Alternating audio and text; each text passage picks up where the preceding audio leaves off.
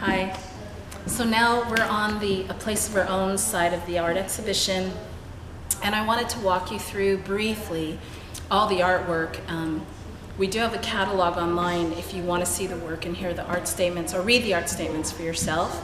So I'm just going to do a quick walkthrough. In A Place of Our Own, this is work that was created after women went through a whole program of looking at their hungry ghosts, things that hold them back, beliefs that hold them back, family patterns that have a grip on them. And they're doing, through the course of self-acceptance and letting go, using art, they created this work, and all the work is created from found objects. We teach that to teach how to use your intuition. And the work here answers the question, if you had a place of your own, what would it be?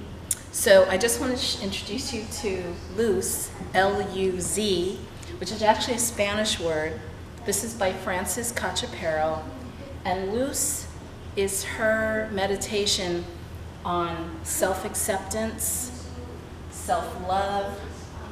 And when she creates the piece, she just embraces it so much, but it's self-care. The time she spends on her work, testing all, these are all materials she's never used before. She created as she went. So we love this. And then the next one over, if you've seen the Hungry Ghost video, you saw that beautiful glass kimono of Reiko's Hungry Ghosts, her family patterns. And what she's created here for A Place of Her Own is actually called Curating Joy. And when Reiko first came in, she wasn't sure what she had to be happy about.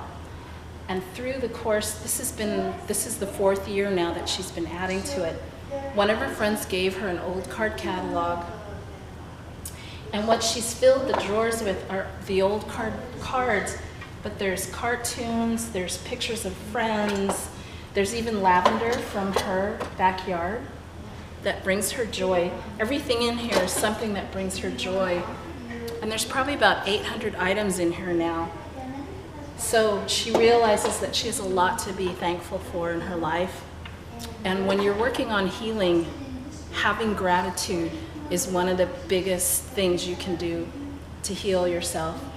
One of the other things she started doing a couple years ago is taking pictures of these hummingbirds bathing, which is, if you know anything about birds, it's almost impossible to do.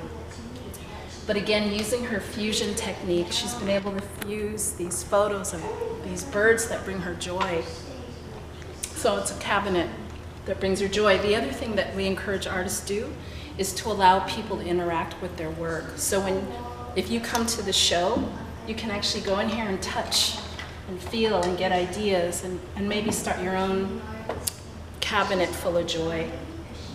And over here, this is actually my co-curator, co-director of the program, Maggie Yee. And Maggie is a found object artist from way back. And in here it's called Studio Euphoria.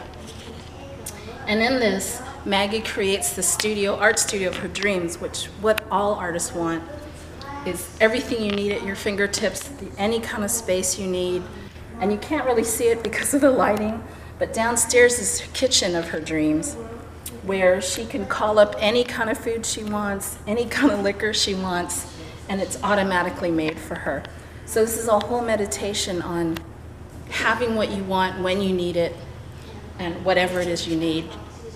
And then this is a new piece for her, and she's into Bikram yoga. So she created the studio where she could do her Bikram yoga anytime she wants. So that's Maggie's work. And then Irene is a botanist. And what she's created here is called Irenea wibatica, new species. And this actually comes apart, and she's done performance where she comes out from the inside of it. And it's her reimagining her life.